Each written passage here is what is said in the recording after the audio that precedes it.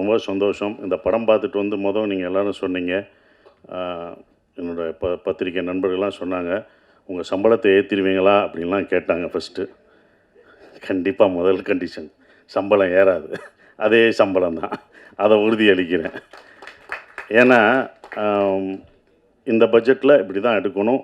சம்பளம் ஒவ்வொருத்தவங்க சம்பளம் ஏற்றும்போது அடுத்த இது பண்ணும்போது அந்த பட்ஜெட் ரொம்ப ஜாஸ்தியாகும். இதை விட உங்களுக்கு தெரியும் மார்க்கெட்டில் ரொம்ப கம்மியாகும் அப்படின்ற ஒரு விஷயங்கள்லாம் தெரியும் சம்பளத்தில் ஏற்றலை.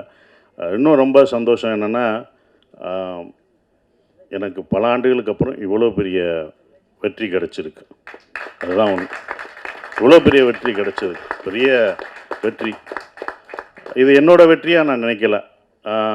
இந்த படம் வெற்றியை ஒரு சசிகுமார் ஜெயிச்சிட்டான், ஒரு $1 மில்லியன் ஜெயிச்சிருச்சு அப்படின்னு நினைக்காதீங்க. புது இயக்குநர்களுக்கு சான்ஸ் கொடுக்கலாம். இனிமேல் எல்லாம் புது இயக்குநர்கள், தோல்வி அடைஞ்ச இயக்குநர்களுக்கு நம்பிக்கை கொடுத்துருக்கு. இந்த படம் நம்பிக்கை தான் கொடுத்துருக்கு. நாங்களாம் உங்களுக்கு நம்பிக்கை தான் கொடுத்துருக்கோம். பொறுமையாக காத்துக்கிட்டு அதுக்கான இதில் இருந்தால் கண்டிப்பாக நமக்கு வெற்றி கிடைக்கும். இன்னொன்று, நம்ம தோல்வியை ஒத்துக்கணும். நான் தோல்வி அடைஞ்சிருக்கேன். என் தோல்வியை ஒவ்வொரு தடவையும் நான் ஒத்துக்கிட்டேன். இந்த படம் முதல் நாள் கலெக்ஷன் என்ன உங்கள் எல்லாருக்கும் தெரியுமா? இந்த படம் முதல் டே வியாழக்கிழமை போட்டப்போ இதோட முதல் கலெக்ஷன் என்னென்ன மீனாட்சி என்ன சொல்லுங்கள். ₹2 வருமா? ₹2.25 வருமா? வந்துருச்சா? உண்மையை பேசுவோம். இது எதுக்கு போய் நடிகர்கள்ட்ட உண்மையை சொல்லுங்கள். எவ்வளோ ஓடி இருக்குன்னு சொல்லுங்கள். ஏன் மறைக்காதீங்க.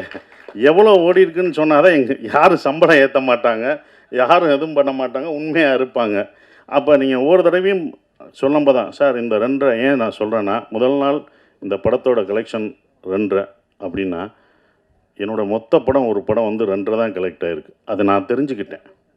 ஸோ என்னுடைய இந்த படம் ஒரு படம் 2.5க்கும் ஓடி இருக்குது, இப்போ பல கோடிக்கு ஓடி இருக்குது.